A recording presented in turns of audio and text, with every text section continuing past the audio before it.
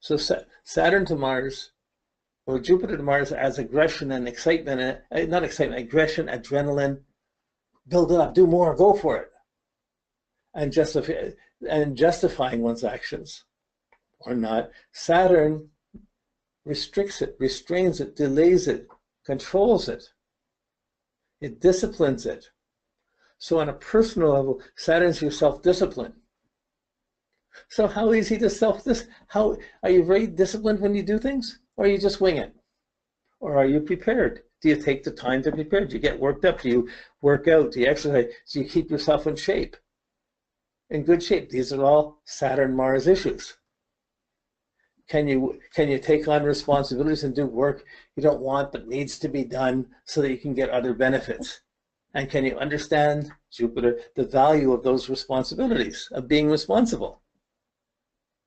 Well, if you want accomplishment, if you want respect, if you want dignity, you want honor, you want Saturnian things, you have to be prepared to work for it and not just do anything you want, to work for something so that you get some rewards from it. That the rewards are the Venus. I want this. Or the home, I got a nice home, or I got these things, but we put energy out, right and wrong, and we went into limits of how much we can do. So if you're drinking a lot or you're doing drugs, you're not in as good a shape or in a good investment to work for someone or to get something done or to fight in a battle. If you're in shape and you're working hard, you're disciplined around, and you got everything toned, you can take on more stress and tension.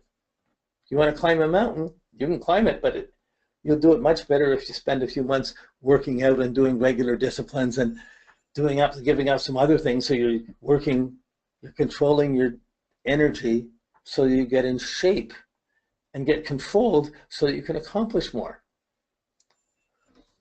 So it took me a long time.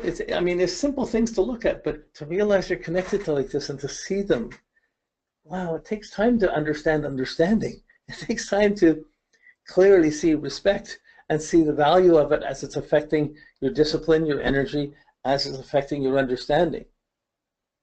So Saturn to Mars creates a harshness. So Jupiter Mars creates war and aggression. Saturn to Mars creates kind of defense or discipline or restraint. It controls the energy. So like I said, they make people disciplined, but it makes them, you could say fighting against authority, but not really. It's fighting against time demands and demands on you. I'm trying to do this. Oh, I got to take care of this. Or I want to go out, but I want to do this, but I have to clean up the house. I have to take care of the car before I can go drive somewhere. I have to take. It's the efficiency of Saturn, how we do things and what we actually accomplish. I did that, but I didn't accomplish it. Someone else does it, they win, they accomplish. How come someone's got a better job than you?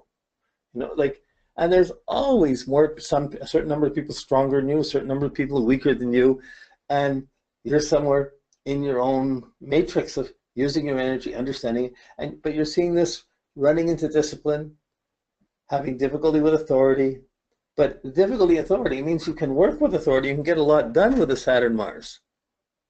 It's discipline, it's controlled, it's serious. So people with Saturn to Mars, they take their desires and what they're trying to do seriously. They don't act frivolously, they control it. They're disciplined around it. Or being disciplined around it. If they do something wrong, they can expect a fairly strict Saturn, a fairly strict judgment. Whew. So as you take this puzzle, it depends how well you've extended society, how well you know your social networks, the connections to other people, to the world, to the government, to the country, to the city, to the world. That's all your Mars, Jupiter, Saturn, the experiences you've gone out and gotten, what you've learned from it, and what you've accomplished from it, and what you haven't learned from it, and what you haven't accomplished from it. So even these aspects, Mars, Jupiter, Saturn, these are normal. These are not extreme aspects. These are basic normal characteristics. There's distinctly disciplined people that use their energy very controlled. They're very disciplined, but can be very accomplished. There are people who are just super adrenaline, great on a spurt and explosion of energy, but don't have the staying power. There are people that are so restricted they're afraid to do, they don't do anything. So it's at an extreme Like Mars is your muscles, Saturn is your bones. All of life is a battle between your Mars and your muscles and your bones. Your muscles want to do things. If they do it too hard, they break bones. If the bones are too strong and the muscles weak, you never do anything. So how do you understand the integration between the two and what's needed to make the two work with each other? So can we understand the value of a father? What happens if you have a boss that isn't good? If you have a father that was mean or tough? Well, if it didn't kill you, it probably made you stronger, but it wasn't easy. But sometimes what's not easy or what's difficult can make you grow more and make you fight for what you want to do over a period of time. I'll get it together. I'll work it out. I'll get it together. So a lot of martial art films or a lot of movies, you see someone goes out and they have a big failure. They go and fight someone, they get beat up, they get failed. It all falls over. There's a horrible thing that starts opening scene. Then they spend the next number of months or next number of years getting themselves together and getting themselves together until they meet the confrontation again, and maybe they're disciplined enough to overcome it or face it or deal with it or whatever. So these are eternal themes. You see them in movies, your plays, you watch them in sports. You can see the Mars, Jupiter, Saturn of a team. You're watching a team play a game. You're watching someone, the different people competing in Olympics. By then, you're seeing everybody's really disciplined. Different people have different. You start to watch the subtle differences. If you can have the charts and watch, it's really interesting. Okay.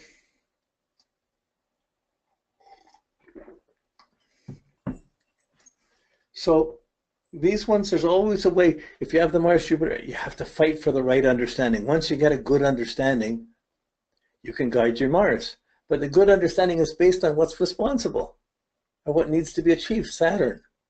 So if there's some restraint to the understanding, it can guide the Jupiter best. So if it's Mars, Jupiter, there's an increase in the demand to understand. If there's Mars, Saturn, there's an increase in the restrictions one has to deal with. And then the understanding will be made around that. When they're all together, there's lots of things that happen, but you still have to deal with lots of restrictions and you're understanding it. And by the experiences, you grow, you learn. It makes you the person and the character you are from the experiences that you have or don't have. Whew. Okay, when we go out from Mars and we see the outer planets affecting Mars are extreme disruptions. The outer planets always try to bypass Saturn. And the main work, if you're going to get the outer planets to work well and have good things come out of it, you really got to work with Saturn to be prepared to make use of the more extreme things that the outer planets bring. So when you take the principle of excitement, Uranus to Mars, I'm going to do things. It's got to be exciting. I can't stand the boredom. I got to get out of here. I got to do my own thing. It's going to be exciting, but that exciting is volatile and unstable. So Uranus, when it hits the Mars, is a catalytic energy. It's the energy that makes things unstable, restless, temperaments restless, person can lose their temper, lose control. It's the most accident-prone of aspects.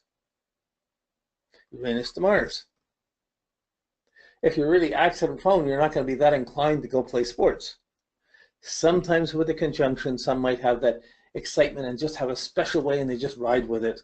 And it can work out in sports. When they're younger, be more challenging than when they're older. Harder to let other people do things. It depends how they pile up, but you see the predisposition. You have the attitude to Mars, you have the house, the circumstances above, you have rising, freedom, responsibility, functional or subjective, you know, whether you're instigating or being functional or reacting or being subjective. Mars has different priorities, what's important for you to do. Then you see the stress that comes down onto it. Like I said, it's easier to personally relate to the Moon, Mercury, Venus. Mars, you have to observe and you have to see. And if you see energy going one way, there may be a counterbalance of it being used. Someone can be really strong in one way, but not so nice doing things in other ways. You know, like, oh. So, okay, I don't think I can explain it better, but Uranus will come in and destabilize Mars. It makes it either extremely volatile, arrested, I got to break through, I got to do something different, I got to be innovative with everything I do, I got to do it innovatively. Don't tell me what to do. Don't get in my way. Don't hold my hands. I got to do my thing.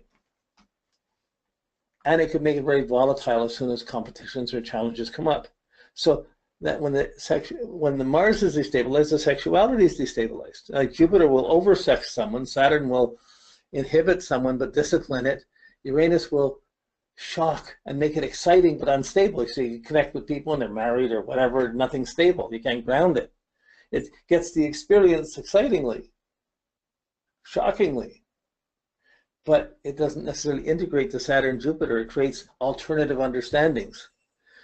And there's many alternative understandings in the world of what people do,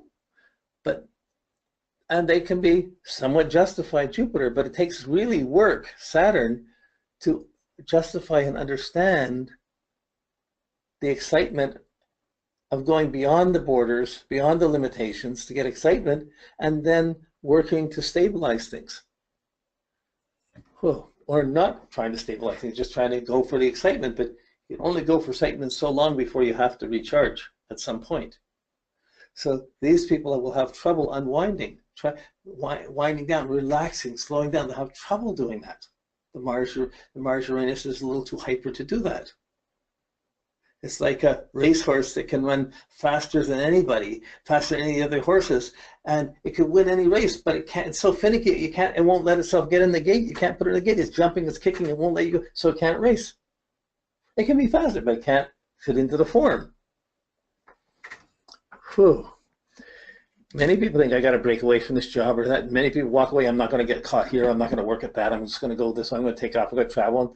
They travel for years without it, but they get all sorts of experiences, but not necessarily much accomplished.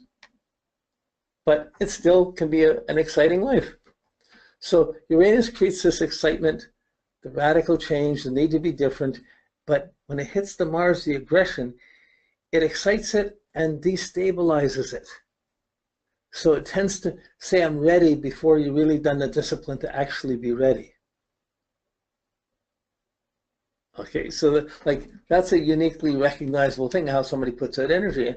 And that energy, generally, they would work out in the first year or two in school. They work out by being accident-prone, klutzy, not being able to do things, and being excitable, being what they call ADT or attention deficit. They're restless. It'd be hard to sit still in a class. But in that competition between the classes and the teacher, between the other students, between recess after school, between going and coming, you get all kinds of Martian experiences. But if you're hyper, there's a concern around it. Parents would have a concern about that. Oh, Jesus, could go out. This person could blow up in their temper in a second. Still, in everybody's life, there's a need for a little bit of excitement anyways at times, to do something different, some things at times. And someone who has that, they may be highly unstable, or they may be afraid of that instability and feel very insecure, so they may not accentuate their Mars. They may work on their mind and other things more. And then, but still, it's your energy. It's going to show to other people. So if other people, you're not fitting in, not doing things with other people, everybody wants to play football. If you're not playing football, you pull up, you're not on the team, where are you? The in crowds and the out crowds from who's doing what.